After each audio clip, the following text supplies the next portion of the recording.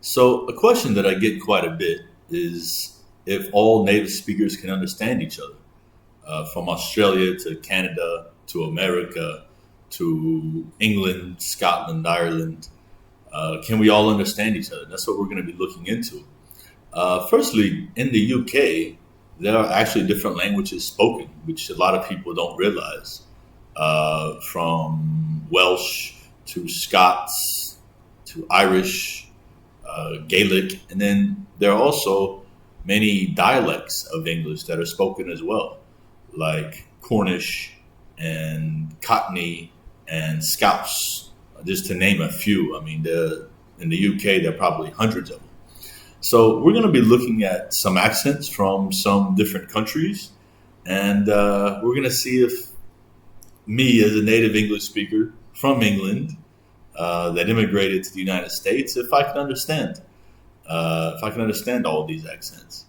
So what we're going to do is, with each one, we're going to go through it first and just kind of just listen to it, and then I'll try to break it down and explain to you guys how much of what's being said I can actually understand.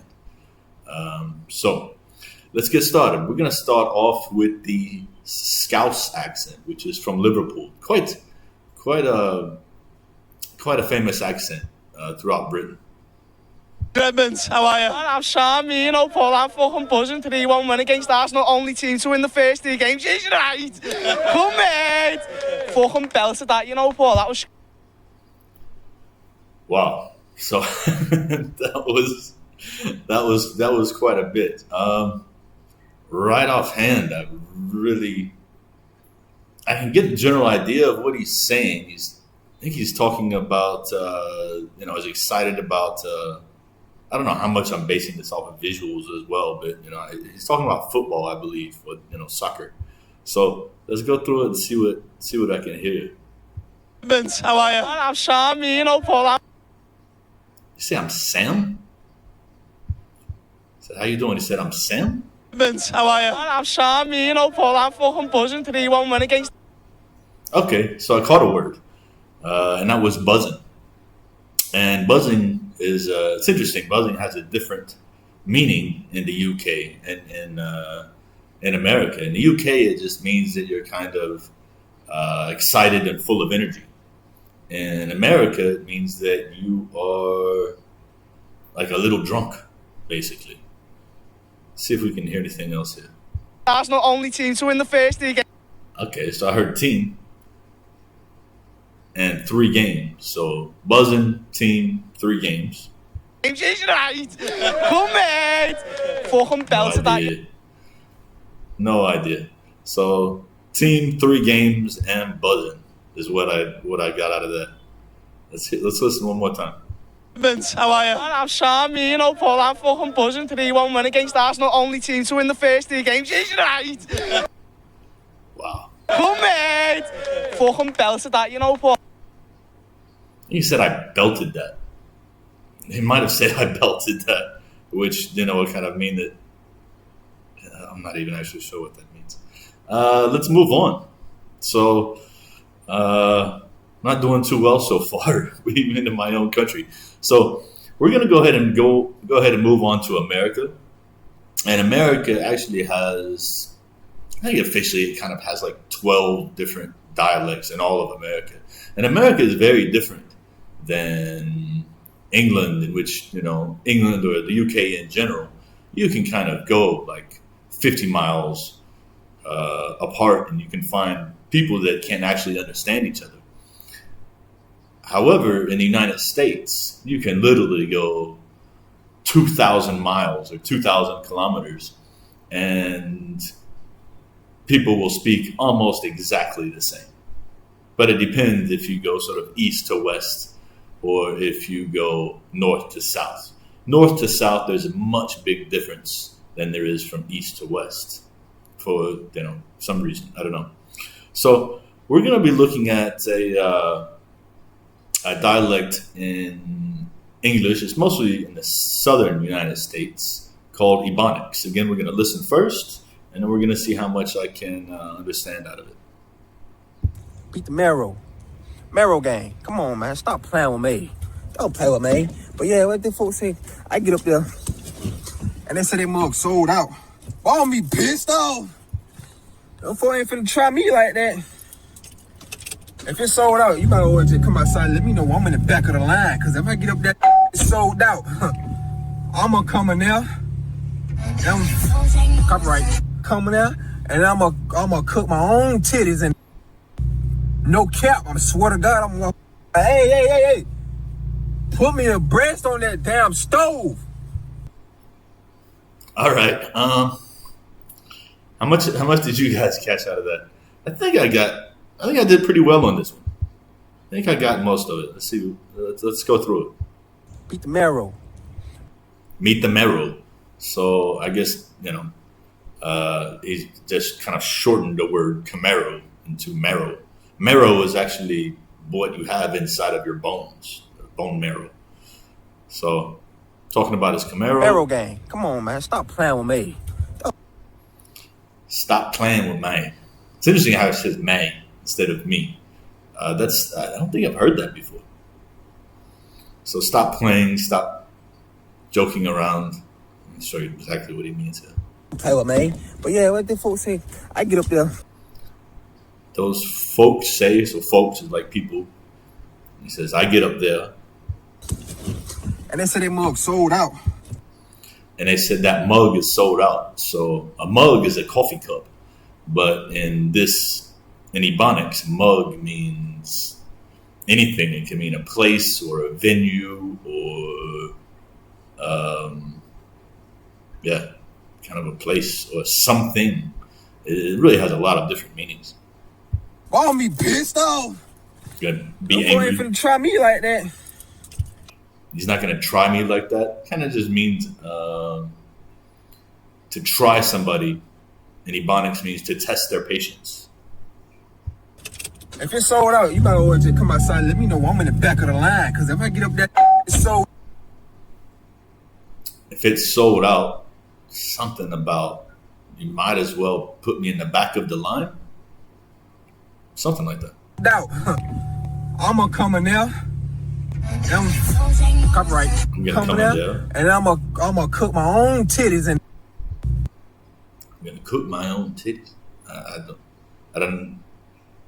mean, I can only assume that he's talking about if there are too many people there, he's gonna cook his own food. No cap. I swear to God, I'm gonna. No cap. Hey. Put me a breast on that damn stove. Put me a breast on that stove. So he's talking about a chicken breast. So it sounds to me like he's going to some kind of restaurant. Sounds to me like it might be some kind of grand opening or something like that. And he's talking about waiting in the line. So here, I can't understand everything that he's saying, but I can definitely pick up a general idea. I definitely know what he's talking about. And I can kind of put the pieces together. And it actually helps because, I've lived in the proximity of where he's from in the south of the United States. So I have particular knowledge of that. So we're going to move on. We're going to go back across the pond being the Atlantic Ocean. We're going to go back across the pond to Scotland here. So we're going to listen first, and let's see what we can get out of this. Guide on the River Tweed, we're standing here down in the borders. We're just outside Melrose, which is a famous town. Over the back of us here, we've got the Eildons, one of the most famous landmarks on the borders. It's 3 hills, and the myth is that Merlin, the magician, split one hill into 3, and left the 2 hills at the back of us, which you can see. The weather's never good. They always say in the borders, if the mist's on the Eildons, we never get the good weather. And as you can see today, there's no sunshine. It's a typical Scottish borders day. Okay. I think I got most of that. I got most of that, I believe. But I definitely didn't get every word. Let's go through it and see. Guide on the River Tweed, we're standing. He says he's a guide. Here down in the borders, we're just outside Melrose. We're down in the borders. Melrose, which is a famous town. Over the back of us town. here, we've got the Eildons, one of the most famous landmarks on the borders. Got the Yildind, one of the famous landmark. It's 3 hills, and the myth is that Merlin, the magician, split one hill into 3. And they're saying that Merlin, the magician, kind of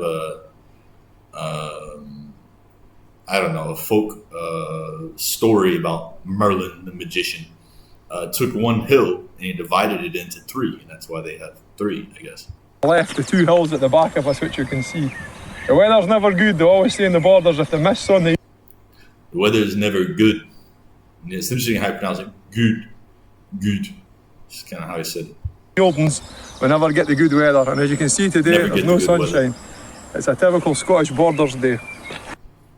The terrible Squash Borders Day. So I guess that means in the English that he's speaking, I can get the idea. I was just saying that it's a crappy, it's not a beautiful sunny day. It's kind of cold and wet Squash Borders Day. I actually think I've heard that before. I'm quite sure that I've heard that before. And it's something that, a lot of things you just kind of have to take it out of context. Or take it in context. All right, so let's jump back across to America again. And we're going to look at a different dialect. This is an Appalachian dialect. So the Appalachian is the group of mountains that they span through 4 states, I believe, in the southeast of the United States. So let's see if we can understand this. Say it's no skull. I mean, that's old dad land won't grow nothing, They call it skull. I don't know if you've heard that, or I know you have. Call it a skull or land. That's like.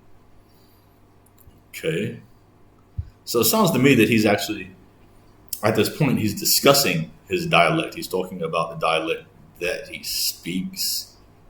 I don't know. I think I heard he called it skull. Let's see. Say it's no skull. I mean, that's old. Says that's an old skull. I think that's what he said. Dad land won't grow nothing, They call it skull. I don't know if you've. They call it skull. Heard that, or I know you have. Call it a skull or land. I don't know if you've ever heard that, but they call it a skull.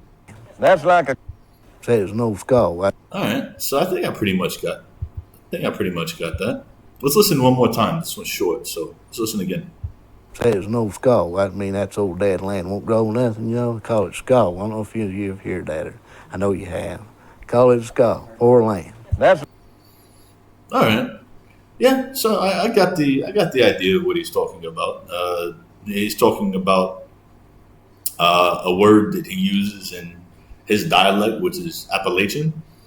What's also interesting about in Appalachia is that they write their ends backwards, like inverted. So their ends they switch their ends when it's written, and you're driving in the mountains there, and you're like, why are all the ends turned the other way around?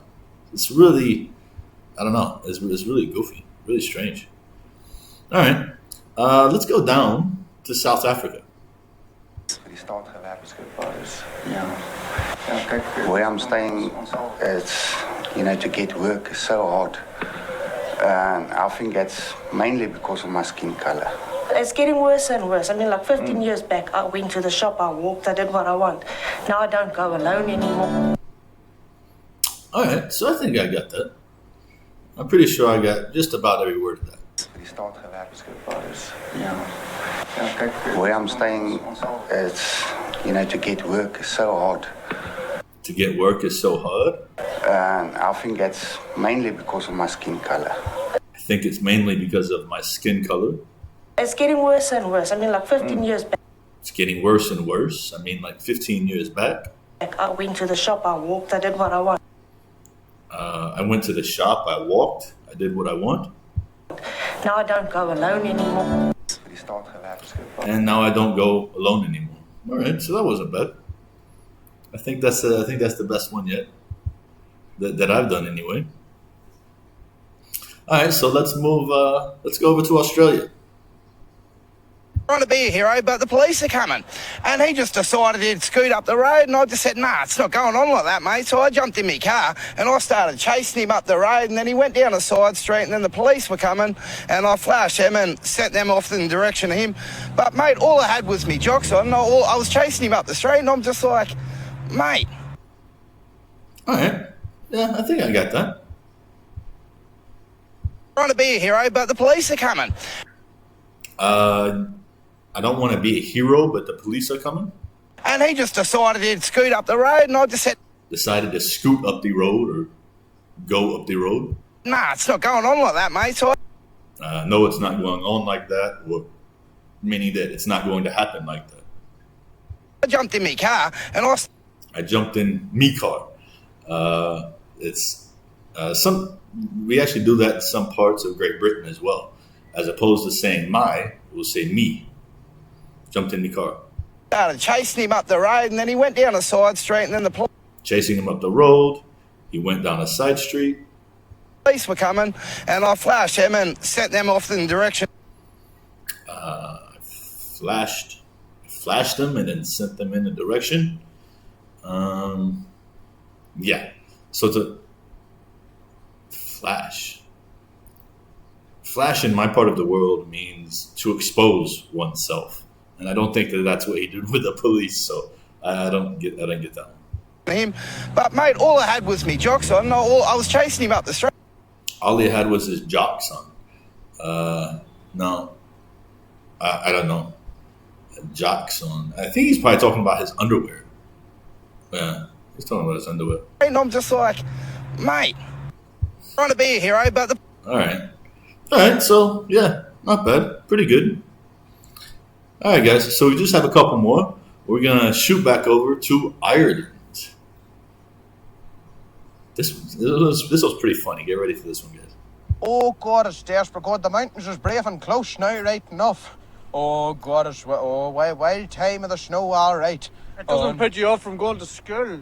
Well, the mother says we had to go anyway. We hadn't much a choice in the matter, but sure. It's a cold journey to school this morning. Oh God, you wouldn't be long getting frostbite. And these new socks that I got as well. You see, I had to turn the hill just up to me. What do I say?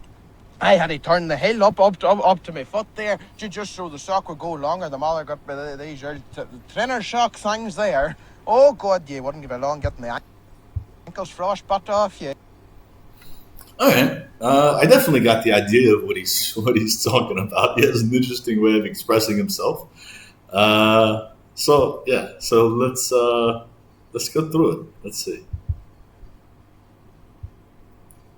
Oh God, it's desperate. God, the mountains is brave and close now, right? No, I didn't get any of that. It sounded like the mountains are breaking close. I don't know. Enough. Oh God, it's wild time of the snow, all right. A wide time with the snow, all right? I really just got snow out of that. It doesn't put you off from going to school. It doesn't put you off from going to school. So to be put off just means to make him not want to go to school. Well, the mother says we had to go anyway. We hadn't much a choice in the matter. Had to go anyway. Didn't have much choice in the matter. But sure. It's a cold journey to school this morning. Oh God, you wouldn't be long getting frostbite. And you wouldn't be long getting frostbite. These new socks that I got as well. You see, I had to turn the hill just up to me. What do I say? I had to turn the hill up to my foot. I had to turn the heel up to my foot. I think he's talking about he had to roll his pants up. Up there, just so the sock would go longer. The mother got me these trainer sock things there. Oh God, you wouldn't give a long getting the ankles frostbite off you. All right, so a lot of that I didn't get. But I did get that you wouldn't be long getting your ankles frostbit. Okay. And you don't mind what? Oh God, it's... All right, interesting. So I'm going to leave you with a pretty interesting, pretty funny example of two people in Britain that can't understand each other. And what work is being done to make sure that this place is more accessible, particularly for some of our colleagues who have a disability. Here. I'm sorry, it must be something to do with my antipathy and background. Could you please repeat the question, because I didn't follow it? Well, very popular today. I'm saying that a number of parliamentary colleagues who have disabilities do find it quite difficult getting around certain parts of the state. Given that we're doing this refurbishment work, what can be done to make sure that those with a disability are able to move around more freely and the place is accessible? I'm really sorry. Please, could you do it very slowly and intimidating English? Thank you. Just give me the old answer.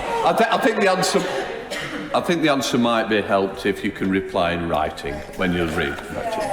Right, Chris.